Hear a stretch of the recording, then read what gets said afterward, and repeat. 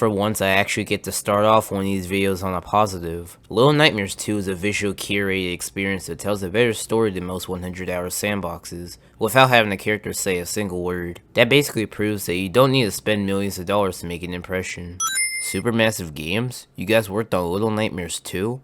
One of the things that absolutely annoys me about the current gen version of Little Nightmares 2 is this. In the graphics mode settings, you'll have the option to choose between beauty and performance. If you choose beauty, the game will run at 4K resolution but will be locked at 30 frames. If you choose performance, the game's resolution will be locked at 1080p but will run at 60 frames per second. Why do games always do this? I'm pretty sure my PlayStation 5 console is capable of running this game at 4K resolution at 60 frames per second. The game kicks off with a little 9-year-old boy named Mana waking up in the middle of nowhere. Yeah, I'm gonna be reaching for a couple of these sins. This game is just that good. How do you instantly die from getting trapped in a cage? Hand holding. This is the second time Mono has instantly died from getting caught in a trap. Oh, so the handle of the cleaver will break off, but not the axe. 6. Mono just freed you, and if he wanted to harm you, he wouldn't have dropped the axe before entering the room. This hunter sucks at shooting. The hunter just took a shotgun to the chest, and there's not a speck of blood to be found. I swear I have never laughed so hard in my entire existence. 6 gets kidnapped just as easily as Ashley from Resident Evil 4. The teacher's walking animation makes her look less creepy and more like a drunken harlot. Looping animation. You can stand here as long as you want, and the animation of these 3 kids fighting will loop over and over again. So after the bullies kidnapped 6, they then took her to the bathroom and hung her upside down for no reason. I got an achievement for walking on a piano.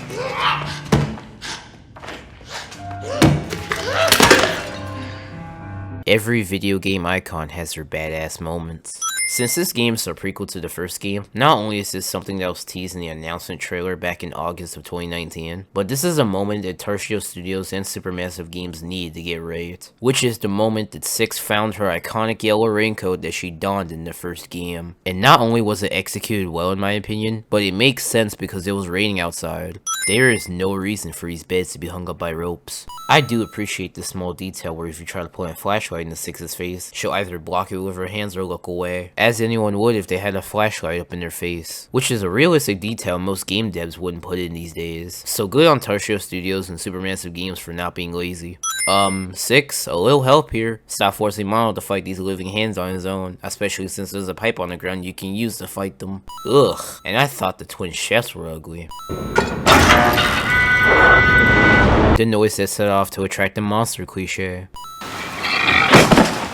This guy just fell from a rooftop and there's not a speck of blood to be found. I'm serious, I tried looking and there's nothing there. Who the hell watches TV in the bathtub? There is no reason to hang cans and bottles on the ceiling. That's almost as ridiculous as someone attempting to sin every single sin in the comment section of someone's videos. Nope, piss off game, I refuse to believe that 6 and Mono survived that. Discount Freddy Krueger / Slenderman. 6, honey, I'd really appreciate it if you'd stop getting kidnapped on our first date. Because not only is this the second time you've gotten kidnapped, but the times when you do get kidnapped are the only times that this game has an actual goal, outside of surviving the horrors of the Pale City. Sure, you could argue that the real goal of this game is to stop the radio tower, but that only became a goal after 6 got kidnapped for the second time. Now that the Thin Man, aka the Freddy Krueger / Slenderman wannabe has been unleashed, Mono will now have the power to travel through any working TV that somehow breaks afterwards. Because all the other times that Mono went through the TV, it didn't break. So if the Thin Man can teleport, then why can't he just teleport to the train that Mono's in?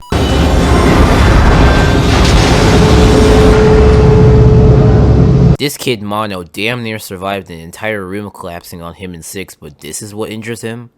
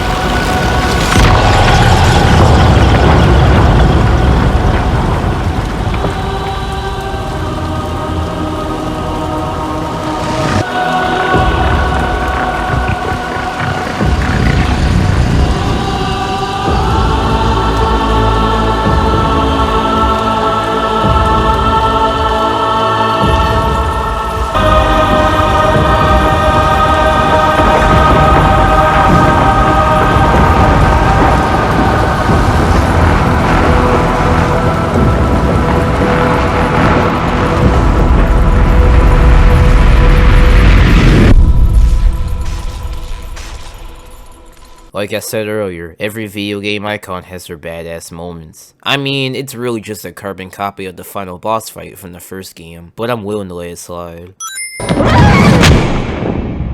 6 just perfectly demonstrated what we all do at TikTok trivias the moment we open TikTok on our phones.